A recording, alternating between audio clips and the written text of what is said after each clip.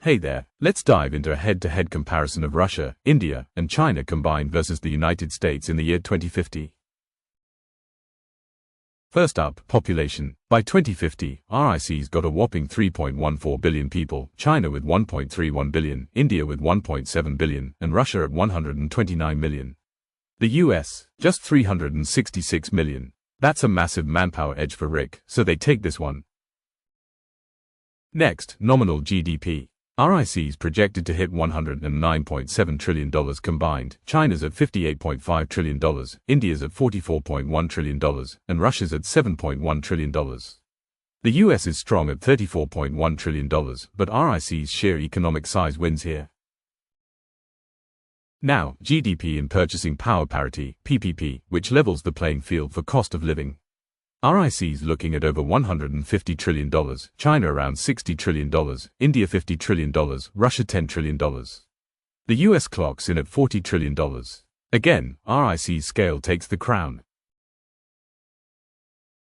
But flip to GDP per capita, and it's a different story. The US is projected at $93,000 per person, while RIC averages about $35,000, China's at $42,000, India's at $26,000, and Russia's at $55,000. The US wins for individual wealth. For Human Development Index, or HDI, which measures quality of life, the US scores around 0.93, while RIC averages 0.85, China at 0.88, India at 0.80, Russia at 0.87. The US edges out for better living standards. Life expectancy. It's close. The US hits 80.4 years, while RIC averages 80 years, China at 82, India at 78, Russia at 79. The US squeaks by with a slight lead. Literacy rate is nearly universal everywhere. RIC's at 98%, the US at 99%. The US takes it by a hair for near-perfect education access. Unemployment rate. The US keeps it low at 4%, while RIC averages 5.5%, China at 5%, India at 6%, Russia at 5.5%. Lower is better, so the US wins. Poverty rate flips things. RIC's at 5%, China near zero, India around 10%, Russia at 5%. The US is at 10%. Lower is better, so RIC takes this one. Oil reserves. RIC holds 120 billion barrels, Russia's got 100 billion, China 15, India 5. The US has 50 billion. RIC, led by Russia, wins big. Freshwater resources. RIC's got 4,500 cubic kilometers per year, with Russia's 4,000 dominating, plus China's 300 and India's 200. The US has 3,000. RIC wins again. Now, let's get to the military. Defense budget. RIC's spending $1.5 trillion, China $800 billion, India $400 billion, Russia $300 billion. The US spends $1.2 trillion. RIC's combined budget wins.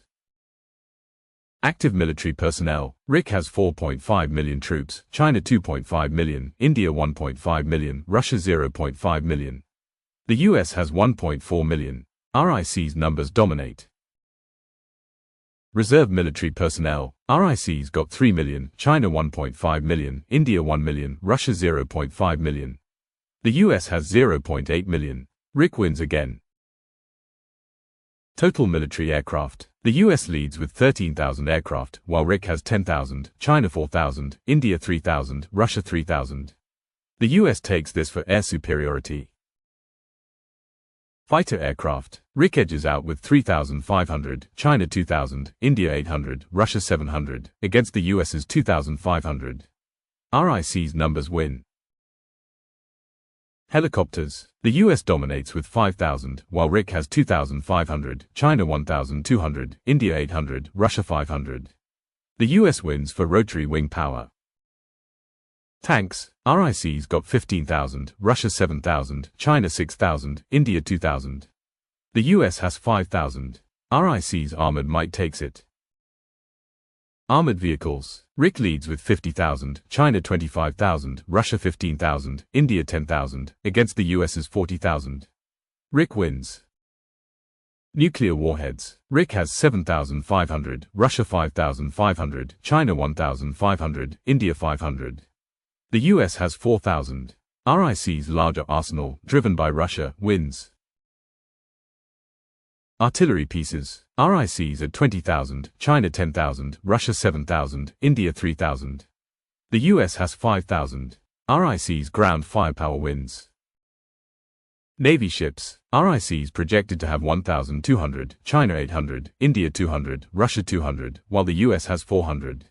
China's massive navy pushes RIC ahead. Aircraft carriers. The US has 11, with a qualitative edge in supercarriers. RIC has 10, China 7, India 2, Russia 1. The US narrowly wins for carrier dominance.